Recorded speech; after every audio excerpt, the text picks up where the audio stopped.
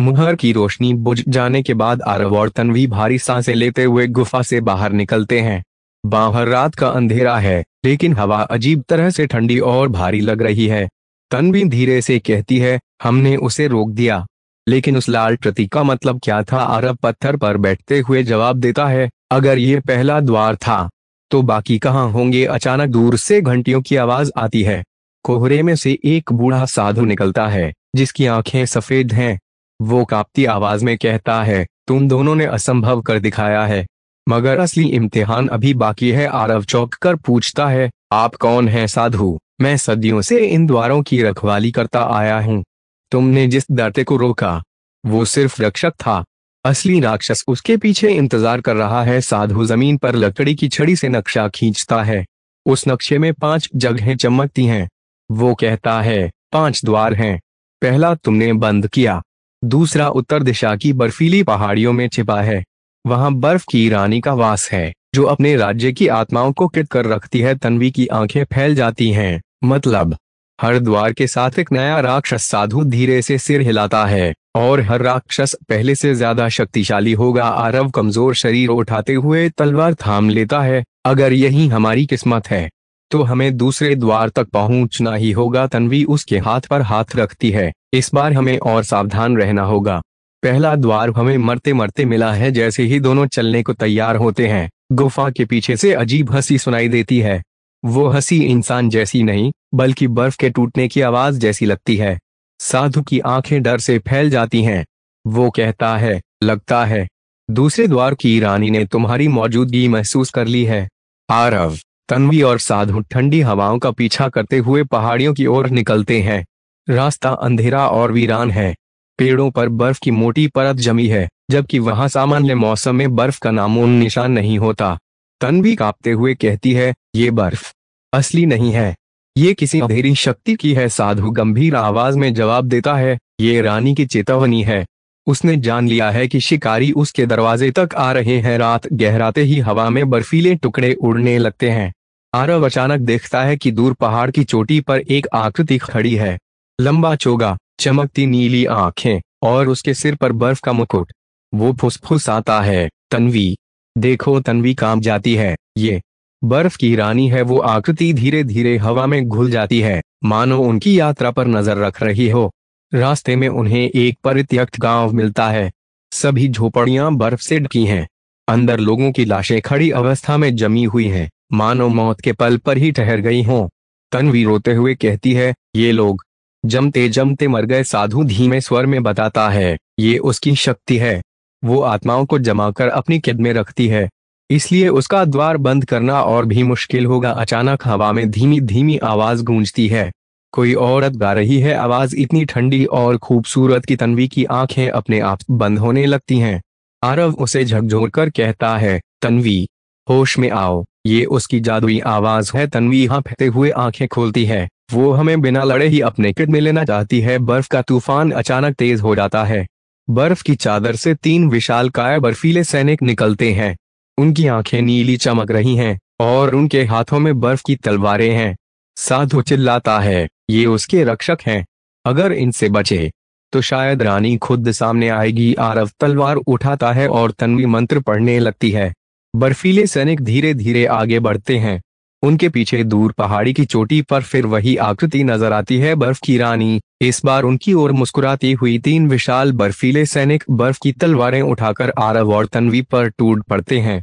उनके हर कदम से जमीन पर मोटी दरारें पड़ती हैं और ठंडी हवा शरीर तक चीर देती है। आरव गरजता है, तन्वी मंत्र पढ़ते रहना, मैं इन्हें रोकता हूँ। वो अपनी तलवार से पहले सैनिक का वार रोकता है, लेकिन झटके से उसका हाथ सुन्न पड़ जाता है, मानो तलवार ने उसके खून को भी जमा दिया हो। तन्वी हाथ जोड़कर आंखें बंद करती है और तेज आवाज में मंत्र पढ़ने लगती है। उसकी हथेली से आग जैसी रोशनी निकलती है, जो बर्फ के बीच में एक गर्मी का गोला बना देती है। साधु फुसफुसाता है, सही है, केवल आग ही इन पर असर कर सकती है। दूसरा सैनिक जोर से जमीन पर तलवार मारता है। तुरंत बर्फ के कांटे जमीन से उभरकर तन्वी की ओर दौड़ते हैं। आरव कूदकर तन्वी को खींच लेता है, लेकिन उसकी टांग कांटे से कट जाती है। खून गिरते ही बर्फ चटक कर जम जाता है और घाव और भी गहरा हो जाता है। आरव दर्द से चीख उठता है। तन्वी तुरंत आग का गोला छोड़ती है। गोला सीधे पहले सैनिक के सीने पर लगता है। सैनिक चिल्लाकर राख में बदल जाता है, लेकिन उसके पिघलने से हवा और ठंडी हो जाती है। साधु कांपती आवाज में कहता है, ध्यान रखना, हर बार इन्हें हराने पर रानी और मजबूत होती जाएगी। दूसरे सैनिकों के पीछे अचानक वही ठंडी हंसी गूंजती है। बर्फ की रानी पहाड़ी से उतरकर बर्फीले तूफान के बीच उनकी ओर देख रही है। उसकी आंखें नीली आग की तरह जल रही हैं। वो मधुर मगर डरावनी आवाज में कहती है, तुम मेरी सेना को तोड़ रहे हो। क्या सोचते हो इंसानों कि तुम मुझे हरा सकते हो? बाकी दो सैनिक एक साथ आगे बढ़ते हैं और उसी वक्त रानी हवा में हाथ उठाकर आसमान को छूती है। बर्फ का तूफान और भयंकर हो जाता है, इतना कि दिन का उजाला भी गायब हो जाता है। अब लड़ाई केवल सैनिकों से नहीं बल्कि पूरी रानी की दुनिया से है। दोनों बर्फीले सैनिक एक साथ तलवार उठाते हैं। उनके वार की ताकत इतनी है कि आरव की तलवार झनझना उठती है और उसके हाथ सुन्न हो जाते हैं। तन्वी जल्दी से मंत्र पढ़ती है और आग का गोला बनाती है, लेकिन इस बार सैनिक अपने ढाल जैसी बर्फीली भुजाओं से आग रोक लेते हैं। तन्वी दंग रह जाती है, अब ये आग से भी नहीं जल रहे। साधु जमीन पर बैठकर आंखें बंद करता है। वो चिल्लाकर कहता है, रानी ने इन्हें अपनी आत्मा से बांध दिया है। जब तक रानी खड़ी है ये सैनिक अमर रहेंगे। आरव गुर्राता है, मतलब हमें रानी को ही निशाना बनाना होगा। बर्फ की रानी हवा में हाथ फैलाती है। उसकी आंखें चमक उठती हैं और आकाश से बर्फ की हजारों सुइयां गिरने लगती हैं। हर सुई जमीन को चीरकर गहरे गड्ढे बना देती है। एक सुई आरव के कंधे में धंस जाती है। खून जमकर तुरंत नीला हो जाता है। वो दर्द से चीखते हुए घुटनों पर गिर पड़ता है।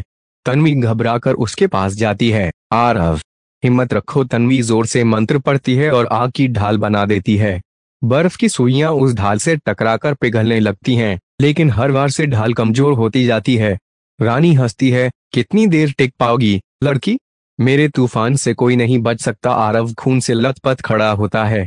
वो तलवार जमीन में गाड़कर बर्फ पर वार करता है। जमीन में दरारें बनती हैं और एक सैनिक का संतुलन बिगड़ जाता है। आरव दांत बींचते हुए कहता है, तन्वी। अभी तन्वी तुरंत आग का गोला छोड़ती है और गिरा हुआ सैनिक चूर चूर हो जाता है। रानी की आंखें और भी चमकने लगती हैं। वो गरजती है, तुम इंसानों ने मेरी धैर्य की सीमा पार कर दी है। अब तुम सिर्फ मेरे सैनिकों से नहीं मुझसे सीधा सामना करोगे। रानी हवा से नीचे उतरती है। उसके पैरों के नीचे बर्फ का फर्श खुद ब खुद बनता है। उसकी तलवार पूरी तरह बर्फ से बनी है और उसके आसपास की हवा इतनी ठंडी हो जाती है कि साधु कांपकर जमीन पर गिर पड़ता है। अब असली लड़ाई शुरू होने वाली है। बर्फ की रानी बर्फ के फर्श पर उतरती है। उसकी तलवार से नीली ठंडी धुंध उठती है और उसके कदम पड़ते ही आसपास के पेड़ पत्थर की तरह जमकर टूट जाते हैं।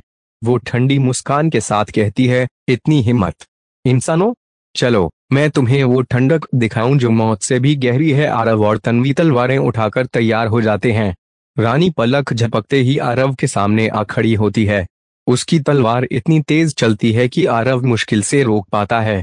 जैसे ही उनकी तलवारें टकराती हैं, आरव की तलवार पर बर्फ की मोटी परत जम जाती है। आरव चौंक कर चिल्लाता है, ये तलवार को ही जकड़ रही है। तन्वी जल्दी से मंत्र पढ़कर आग का गोला छोड़ती है। गोला सीधा रानी की ओर बढ़ता है, लेकिन रानी बिना हिले डुले हाथ उठाकर गोले को छू लेती है। गोला बर्फ की मूर्ति में बदलकर जमीन पर गिर जाता है और चटक कर टूट जाता है। रानी हंसती है, मेरे सामने तुम्हारी आग बस एक चिंगारी है। पीछे खड़ा साधु कांपते हुए चिल्लाता है, रानी की ताकत सीधे उसके मुकुट से आती है। अगर उसे तोड़ा तो उसकी शक्ति कमजोर पड़ जाएगी। आरव और तन्वी एक दूसरे को देखते हैं। आरव कहता है, हमें सीधा सिर पर वार करना होगा। रानी जोर से तलवार जमीन पर मारती है। तुरंत बर्फ की दीवारें उठकर आरव और तन्वी को अलग कर देती हैं। आरव अकेला रह जाता है। रानी ठंडी आवाज में कहती है, पहले मैं तुम्हें तोड़ूंगी योद्धा, फिर तुम्हारी आत्मा को हमेशा की ठंड में कैद कर दूंगी। आरव अपनी जमी हुई तलवार को पकड़कर पूरी ताकत लगाता है। उसकी नसें फट रही हैं, लेकिन वो तलवार उठाता है। रानी नीली आग जैसी आंखों से उसे देखती है और तलवार सीधा उसकी छाती की ओर ले जाती है। तन्वी बर्फ के पीछे से चीखती है। आरव बर्फ की रानी अपनी तलवार सीधा आरव की छाती की ओर ले जाती है। आरव किसी तरह अपनी जमी हुई तलवार उठाकर वार रोकता है। टकराव इतना भयानक होता है कि बर्फ के टुकड़े चारों ओर उड़ जाते हैं, लेकिन वार की ताकत से आरव जमीन पर घुटनों के बल गिर जाता है। रानी मुस्कुराती है, बहुत जल्द तुम भी मेरी सेना का हिस्सा बनोगे। बर्फ की रानी धीरे धीरे आगे बढ़ती है, उसकी तलवार से नीली ठंडी धुंध निकल रही है। आरव और तन्वी उसके सामने खड़े हैं, लेकिन दोनों को पता है कि सीधे वार करके उसे हराना नामुमकिन है। साधु पीछे से कांपती आवाज में कहता है, उसका मुकुट, वही उसकी शक्ति का केंद्र है। अगर उसे तोड़ दिया तो सब बदल सकता है। रानी के पीछे खड़े बर्फीले आत्मा सैनिक अचानक गरज कर आगे बढ़ते हैं। उनकी चीखें इंसानों की तरह दर्द से भरी हुई हैं। आरव तलवार उठाकर उन्हें रोकने की कोशिश करता है, लेकिन हर बार उसके हाथों को और सुन कर देता है। तन्वी मंत्र पढ़ते हुए आग का गोला छोड़ती है, जिससे एक सैनिक चूर चूर हो जाता है, लेकिन अगले ही पल 3 और सैनिक उसकी ओर दौड़ पड़ते हैं। तन्वी डरते हुए कहती है, इनकी संख्या बढ़ रही है, अगर देर हुई तो हम घिर जाएंगे। आरव दांत बींचकर जवाब देता है, हमें सीधा रानी तक पहुंचना होगा। अभी वो बर्फ के सैनिकों के बीच से रास्ता बनाते हुए आगे बढ़ता है। हर वार के साथ उसकी तलवार भारी होती जा रही है, जैसे उस पर बर्फ का बोझ जम रहा हो। रानी मुस्कुराकर उसे देखती है और कहती है, क्या तुम्हें सच में लगता है कि तुम मेरे मुकुट को छू भी पाओगे? अचानक रानी हवा में कूदती है और अपनी तलवार जमीन पर मारती है। बर्फ का बड़ा तूफान उठता है और आरव दूर जा गिरता है। उसकी सांसें रुकने लगती हैं, लेकिन तभी तन्वी मंत्र पढ़ते हुए आग की ढाल बनाती है और आरव को ढक लेती है। आरव हाँफते हुए खड़ा होता है और तन्वी की ओर देखता है। उसकी आंखों में गुस्सा और हिम्मत दोनों जल रहे हैं। वो कहता है, मुकुट, चाहे जान चली जाए, हमें मुकुट तोड़ना ही होगा। रानी ठंडी हंसी हंसती है और अपने मुकुट को छूकर कहती है, अगर तुम ये सोचते हो कि इतना आसान है तो आओ, मौत को आजमा लो। बर्फ की दीवार के पीछे फंसी तन्वी मंत्र पढ़ते हुए आग की लपटें छोड़ती है। लपटें दीवार को धीरे धीरे पिघलाती हैं। उसके हाथ जलने लगते हैं, लेकिन वो रुकती नहीं। तन्वी चिल्लाती है, आरव, मैं आ रही हूँ। रानी हाथ उठाती है और उसके पीछे बर्फ के कई पुतले खड़े हो जाते हैं, लेकिन ये साधारण पुतले नहीं, हर एक के चेहरे पर इंसानी दर्द उकेरा हुआ है। साधु कांपते हुए कहता है, ये सब आत्माएं हैं। रानी ने उन्हें हमेशा के लिए बर्फ में कैद कर दिया है। तन्वी रोते हुए देखती है, मतलब ये वही गांव वाले हैं। जैसे ही पुतले आगे बढ़ते हैं, उनकी चीखें गूंजती हैं। वो इंसानी आवाजें हैं, मदद मांगती हुई। आरव की आंखें भर जाती हैं। हम अगर हार गए तो हमारी आत्माएं भी इन्हीं के बीच गिर हो जाएंगी। तन्वी आखिरी बार जोर से मंत्र पढ़ती है। बर्फ की दीवार गरज कर टूट जाती है और वो बाहर निकल आती है। उसके हाथ लाल पड़ चुके हैं, लेकिन उसकी आंखों में आग जल रही है। वो आरव के पास आकर चिल्लाती है, अब हम साथ लड़ेंगे, चाहे जान चली जाए। रानी अपनी तलवार उठाकर दोनों की ओर बढ़ती है। उसके पीछे बर्फीली आत्माएं कदम ताल करती हैं। हवा इतनी ठंडी हो जाती है कि पेड़ खुद ब खुद चटक कर गिरने लगते हैं, और आसमान से पहली बार बर्फ की नहीं बल्कि लाल रंग की बर्फ गिरती है। आरव और तन्वी एक दूसरे को देखते हैं, जैसे दोनों बिना बोले समझ जाते हो कि अब और पीछे हटना नहीं है। चारों ओर बर्फीले सैनिकों की भीड़ है, उनकी आंखों में नीली रोशनी और चीखें इतनी दर्दनाक कि दिल कांप जाए। आरव दहाड़ कर आगे बढ़ता है, तलवार से 2 सैनिकों को गिरा देता है। तन्वी तेजी से मंत्र पढ़ती है और आग का चक्र बनाती है। वो चक्र जमीन पर घूमता हुआ सैनिकों को जलाकर रास्ता खोल देता है। दोनों सीधा रानी की ओर बढ़ते हैं। रानी मुस्कुराकर मुकुट को छूती है। अचानक उसके चारों ओर बर्फ की ढाल बन जाती है, जो नीली रोशनी से चमक रही है। उसकी आवाज गूंजती है, मेरे मुकुट को छूने की हिम्मत, ये ढाल कभी टूट नहीं सकती। आरव तलवार उठाकर पूरी ताकत से उस ढाल पर वार करता है। टकराव की आवाज कान फाड़ देने वाली होती है। तलवार पर बर्फ जम जाती है और आरव का हाथ सुन्न हो जाता है, लेकिन ढाल में एक हल्की दरार दिखती है। तन्वी की आंखें चमक उठती हैं। वो चिल्लाती है, आरव, वार काम कर रहा है। रानी की आंखें गुस्से से लाल हो जाती हैं। नहीं, ये असंभव है। रानी अपने हाथ फैलाती है और हवा में बर्फ की हजारों सुइयां बन जाती हैं। वो सुइयां सीधा आरव और तन्वी पर गिरती हैं। तन्वी जल्दी से आग की ढाल खड़ी कर देती है। सुइयां ढाल से टकराती हैं, लेकिन हर बार ढाल को कमजोर कर देता है। आरव दांत बींचकर दोबारा तलवार उठाता है और मुकुट की ढाल पर जोरदार वार करता है। इस बार ढाल में बड़ी दरार पड़ती है। रानी चीखकर पीछे हटती है। साधु दूर से चिल्लाता है, जारी रखो, एक आखिरी बार और सब बदल जाएगा। लेकिन तभी रानी गरजती है और अपनी तलवार से जमीन पर वार करती है। बर्फ फटकर दरारें बनाती है और आरव व तन्वी अलग अलग दिशाओं में फेंक दिए जाते हैं। रानी की ठंडी आवाज गूंजती है, तुम्हें लगा तुम जीत सकते हो, अब मैं तुम्हें हमेशा के लिए बर्फ में कैद कर दूंगी। रानी अपनी तलवार उठाती है और मंत्र पढ़ते हुए दोनों हाथ फैलाती है। अचानक जमीन से बर्फ की मोटी जंजीरें निकलती हैं और आरव व तन्वी की टांगों को जकड़ लेती हैं। बर्फ इतनी ठंडी है कि उनकी सांसें जमने लगती हैं। आरव पूरी ताकत लगाकर तलवार चलाने की कोशिश करता है, लेकिन तलवार बर्फ से चिपक जाती है। तन्वी के होंठ नीले पड़ जाते हैं, उसकी आवाज कांपती है, आरव, ये हमें जिंदा नहीं छोड़ेगी। रानी की आंखों में क्रूर चमक है। वो आगे बढ़कर कहती है, अब तुम्हारी आत्माएं भी मेरी सेना का हिस्सा बनेंगी, तुम्हें हमेशा की ठंडक में जीना होगा। तभी साधु अपनी माला उठाकर मंत्र पढ़ने लगता है। उसके चारों ओर आग का चक्र घूमने लगता है। उसकी आवाज गूंजती है, तेरी ठंड मेरी आत्मा को जकड़ नहीं सकती। रानी, तेरी शक्ति जितनी भी गहरी हो, वो अधूरी है। रानी उसकी ओर देखकर तिरस्कार से हंसती है। एक बूढ़ा साधु मुझे चुनौती देगा, लेकिन साधु जमीन पर अपनी हथेली मारता है। जमीन से लाल आग की लहर उठती है और सीधा उन बर्फ की जंजीरों को जलाकर तोड़ देती है जो आरव और तन्वी को पकड़ रही थीं। आरव आजाद होते ही जोर से सांस लेता है।